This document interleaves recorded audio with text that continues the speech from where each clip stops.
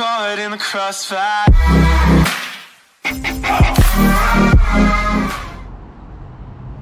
Salutare! Astăzi vă voi arăta cum schimbăm uleiul și filtrul de ulei la Hyundai i20 din 2010 cu motor pe benzină. Eu am deja mașina pusă pe elevator. Puteți folosi cric sau orice rampă pentru a schimba, nu este nimic complicat. Avem nevoie de un recipient în care să dăm drumul la ulei. Eu o să folosesc acest recipient. O să aveți nevoie de o tubulară de 17 pentru a desface bușonul de la baie.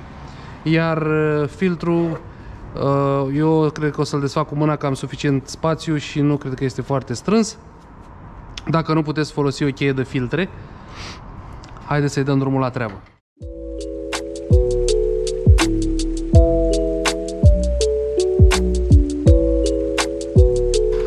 În acest motor intră 3,5 litri de ulei.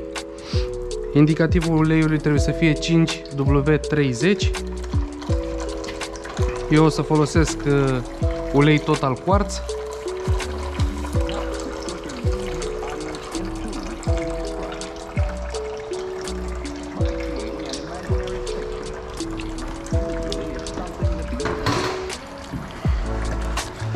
Lăsăm să se scurgă foarte bine.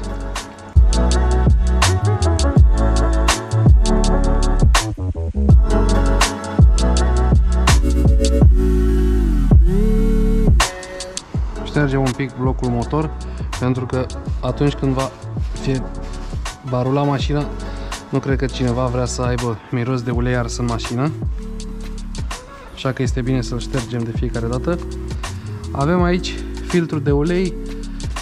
Este un filtru MAN de la MAN. Codul îl vedeți pe cutie. În caz că nu știți ce filtru vă trebuie, aici este codul. Îl strângem la mână. Eu întotdeauna filtrele le strâng la mână dacă am acces.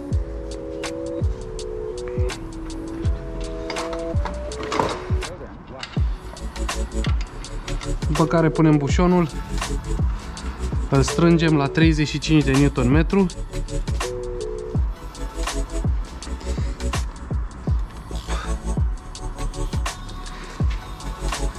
Avem cheia dinamometrică aici. Este pregătită, este la 35 setată. Vom pune cheia de 17.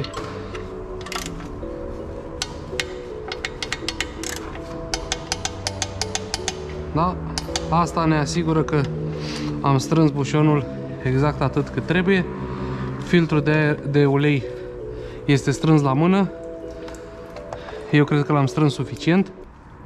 Însă, oricum, după ce o să pun ulei și o să pornesc motorul, o să verific dacă totul este în regulă.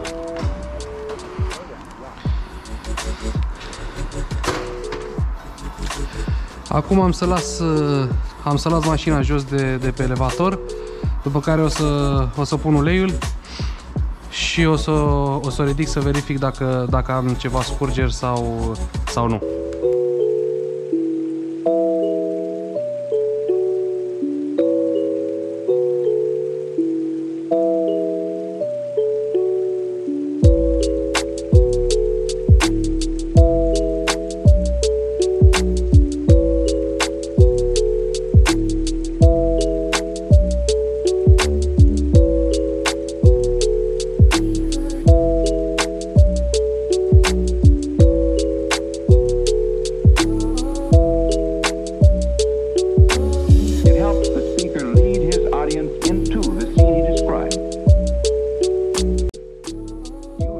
Și eu am să verific, să mă asigur că totul este în regulă.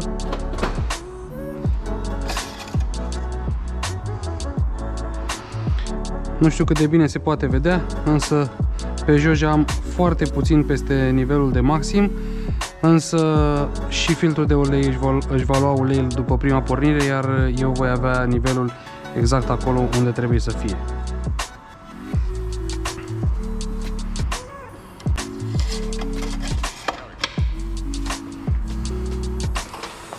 Cam asta a fost. Așa se face un schimb de ulei la Hyundai i20 din 2010.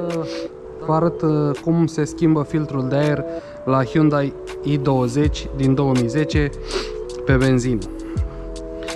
Avem aici cutia de filtru, are două cleme, una aici, una aici, iar aici avem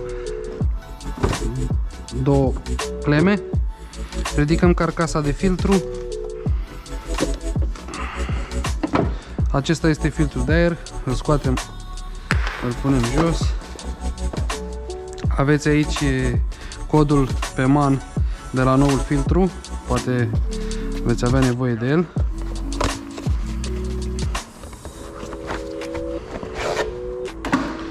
Filtrul se montează cu partea asta în jos.